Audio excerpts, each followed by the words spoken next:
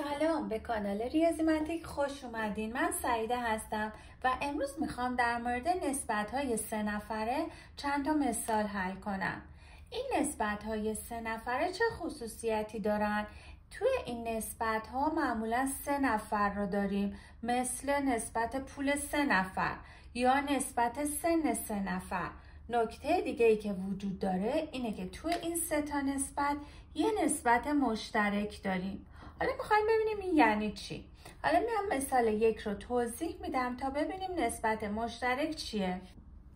مثال 1 نسبت سن فرهاد به پوریا 4:6 و نسبت سن پوریا به ارشیا 3:7 است. نسبت سن فرهاد به ارشیا چقدره؟ خب الان من نگاه میکنم اینجا فرهاد و پوریا داریم، اینجا پوریا به ارشیا، پس پوریا نسبت مشترکه. من میام این نسبت ها رو مینویسم.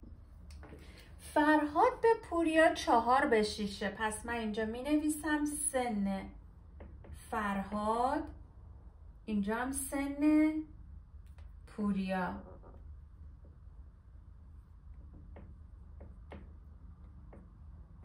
خب اینا چند بود؟ 4:6. نسبت بعدیمون چیه؟ نسبت سن پوریا به ارشیا. سن ارشیا که اینجا چند هستش؟ 3:7. خب گفتیم که اینجا ما یه نسبت مشترک داریم و اون پوریا هستش. من میام این سن پوریا رو اینجا هم مخرج می نویسم، سن پوریا رو، یعنی اینا رو جابجا می کنم. سن ارشیا به سن پوریا مساوی هستش با 7:3. حالا اینجا هر دو تا سن پوریا مخرجه، یعنی اون مقدار مشترکمون. بیایم بین این دو تا نسبت یه مخرج مشترک میگیریم که این نسبت هامون شبیه هم بشه، یه کاری مثل مخرج مشترک. خب اینجا 6 داریم، اینجا 3. من اینا رو هم ضرب در 2 میکنم، صورتم همینطور که نسبتمون عوض نشه. 7 سوم و صورت مخرج رو ضرب در 2 کردم، 2 7 14 تا 3 2 تا 6 تا. این کار اصلا هیچ تغییر تو نسبتامون نمیده، چون ما قبلا خوندیم اگر صورت و مخرج یک کسر در عددی ضرب بشه اون کسر هیچ تغییری نمیکنه. پس سن ارشیا به سن پوریا شد 4:6. حالا سوال چی پرسیده؟ نسبت سن فرهاد به ارشیا چقدره؟ خب می نویسم سن فرهاد به سن ارشیا رو میخوام جاگذاری میکنم. خب سن فرهاد 4 بود، سن ارشیا توی این نسبت جدیدمون شد 14. پس شد 4/14 که من میتونم اینجا ساده شم بکنم، هر دو به 2 ساده میشه 2/7. پس نسبت فرهاد به سن ارشیا شد 2/7.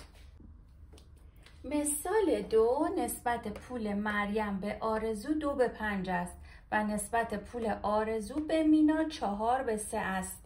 اگر مجموع پول آنها 4300 تومان باشد، اختلاف پول مریم و مینا چند تومان است؟ خب ما نگاه میکنیم ببینیم باز مشترک ها کدومن. اینجا آرزو مشترکه. خب من میام اول تناسبم رو تشکیل میدم. اینجا پول مریم به پول آرزو برابر هستش با 2/5 و نسبت پول آرزو به پول مینا چقدره؟ 4/3 هستش. خب گفتم اینا رو جابجا میکنیم که مثل این کسر بشه و پول آرزو باشه مخرج. پس من می نویسم پول مینا به پول آرزو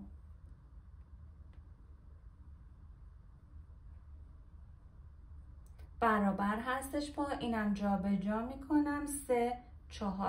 خب حالا برای اینکه من این کسرها رو مخرج مشترک بگیرم، یعنی پول آرزو مقدارش با هم یکسان بشه، میام اینجا صورت و مخرج رو ضرب در 5 میکنم.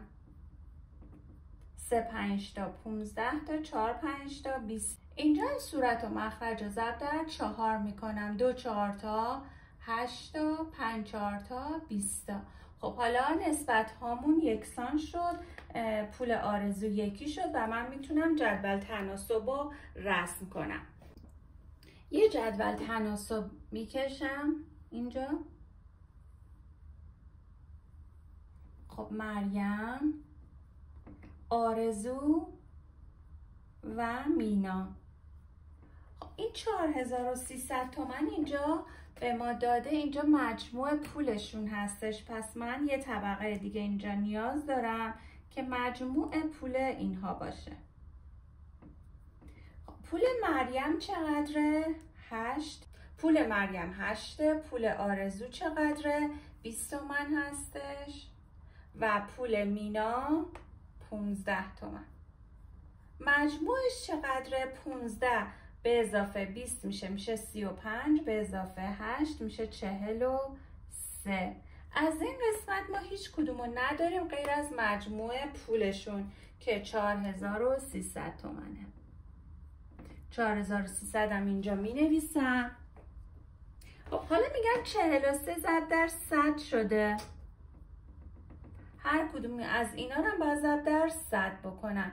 15 ضرب در 100 میشه 1500. 20 ضرب در 100 میشه 2000. 8 ضرب در 100 میشه 800. حالا از ما چی خواسته؟ اختلاف پول مریم و مینا. پول مینا 1500 تومنه، پول مریم 800 تومنه. پس من میام 1500 و منهای 800 میکنم میشه 700. 700 میشه اختلاف پول مریم، اختلاف پول مریم و مینا.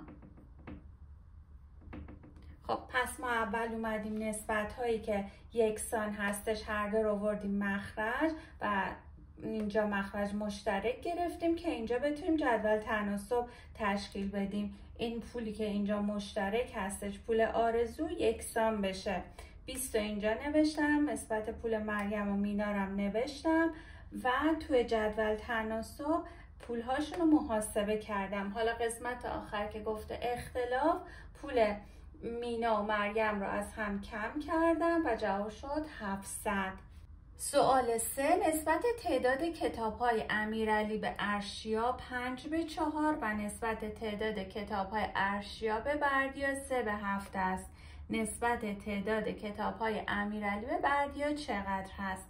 خب برای اینکه اینو محاسبه کنیم گفتیم اول نسبت مشترک رو در میاریم، مخرج مشترک میگیریم، توی جدول تناسب میذاریم و حلش میکنیم. تنها نکتهش همون قسمت مشترکش هستش که اون رو تشخیص بدیم. اگر این ویدیو به شما کمکی کرده لطفاً لایک و سابسکرایب فراموش نشه. جواب این مسئله هم حتما کامنت کنید، من جواب شما رو چک میکنم. مرسی که با من همراه بودید. خدا نگهدار.